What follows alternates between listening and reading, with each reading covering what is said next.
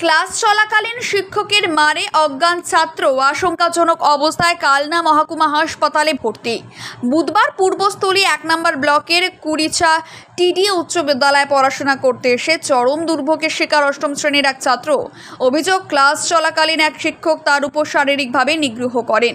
মাথায় আঘাত লাগার ফলে ছাত্রটি অজ্ঞান হয়ে পড়ে। বর্তমানে আশঙ্কাজনক অবস্থায় কালনা সুপার স্পেশালিটি হাসপাতালে ভর্তি রয়েছে ওই ছাত্র।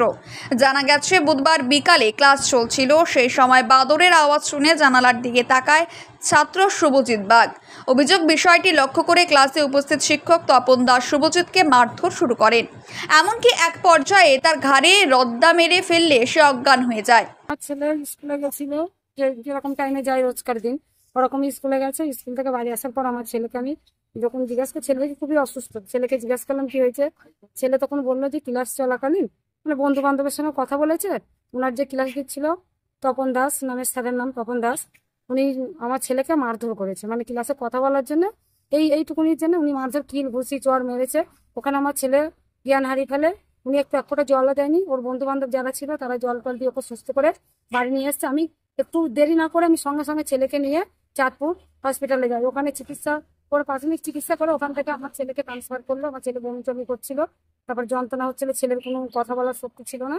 ওখান থেকে ছেলেকে নিয়ে কালনা হসপিটালে আমি চলে আসি। এখানে এখন আমার ছেলে ভর্তি আছে কালনা হসপিটালে। ওখানে অবস্থা মানে স্ক্যান ট্যান করার জন্য লিখে দিয়েছে, সেটুকুনি হচ্ছে। আর আমি চাই যে আমার ছেলের সঙ্গে আজকে যে দুর্ঘটনাটা ঘটেছে ওটা যেন আর কোনো বাচ্চার সঙ্গে না ঘটে। আমি ওই মাস্টারের উপযুক্ত শাস্তি চাই আর বিচার চাই। কি নাম আপনার? আমার নাম তাপসী বাগ। অভিযোগ, আরও অজ্ঞান অবস্থায় শিক্ষক তার চুল ধরে টেনে ক্লাসে ঘোরাতে থাকেন এবং পরে শুভজিৎকে ক্লাসেই ফেলে রেখে চলে যান। পরে সহপাঠীরা তাকে জ্ঞান ফেরাতে মাথায় জল ঢেলে কোনো রকমে বাড়ি পৌঁছে দেয়।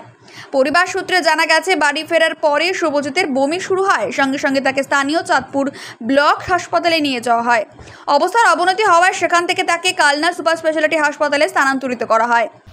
আমি এক জায়গায় কাজে থাকি, ওখান থেকে আমাকে ফোন করা হয়। আমি সঙ্গে সঙ্গে চাঁদপুর হসপিটালে আসি।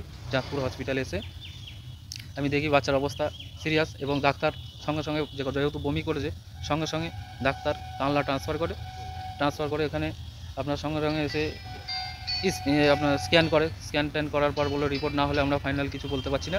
তো কালকে সকাল পর্যন্ত অপেক্ষা করুন, আমরা রিপোর্টটা আনি, তারপরে বলতে পারবো। আর আমরা আজকে কি হলো? আজকে যেটা হয়েছে, আমি সঙ্গে সঙ্গে সকাল 9:30 10টার সময় থানায় যাই। থানায় গিয়ে একটা কমপ্লেন করতে যাই।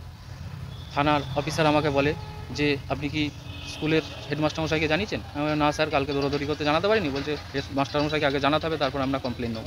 আপনি কি স্কুলে কি জানিয়েছেন? হ্যাঁ, আমি স্কুলের হেডমাস্টারমশাইকে জানাই। হেড স্যারকে জানানোর পর উনি পরিষ্কার বলে দিয়েছেন যে আপনি আইনত যা ব্যবস্থা হয় সেই ব্যবস্থাটা আপনার মতো নিন। আপনি কি স্কুলে মানে কোনো অভিযোগপত্র দিয়েছিলেন? হ্যাঁ, স্কুলে অভিযোগপত্র দিয়েছি এবং স্যারও লিখে দিয়েছে, তার প্যাডে লিখে দিয়েছে যে ওই মাস্টারমশাইয়ের বিরুদ্ধে আপনারা যেভাবে আইন যেভাবে ব্যবস্থা নেবে উনি নিজেও লিখে দিয়েছে। আমি পুনরায় ওখান থেকে থানায় চলে আসি। থানায় এসে অভিযোগ করে এইমাত্র আমি এখন হসপিটালে আসছি। আপনার ছেলে কি এখন কোথায়? আমার ছেলে এখন কালনা হসপিটালে ভর্তি আছে। আচ্ছা, আপনি কি চাইছেন? আমি এটার যেন ন্যায্য বিচার হয়, উপযুক্ত শাস্তি হয়, সেটার আশা করে আইনের পথ চেয়ে বসে আছি। ওই অভিযুক্ত শিক্ষকের নাম কি? তপন দাস। আপনার নাম? মিলন বাগ। আহত ছাত্রের বাবা মিলন বাগ বলেন, স্কুলের প্রধান শিক্ষক এবং স্থানীয় নাদনঘাট থানায় লিখিত অভিযোগ দায়ের করেছি। 2 জায়গারই রিসিপ্ট কপি আমার কাছে রয়েছে। ঘটনার বিষয়ে অভিযুক্ত শিক্ষক তপন দাসের সঙ্গে যোগাযোগ করা সম্ভব হয়নি। প্রধান শিক্ষক জয়ন্ত হালদার ফোন ধরেননি। এ প্রসঙ্গে কালনা মহকুমা পুলিশ আধিকারিক রাকেশ চৌধুরী জানান, অভিযোগের ভিত্তিতে আমরা তদন্ত শুরু করেছি এবং যথাযথ ব্যবস্থা নেওয়া হবে।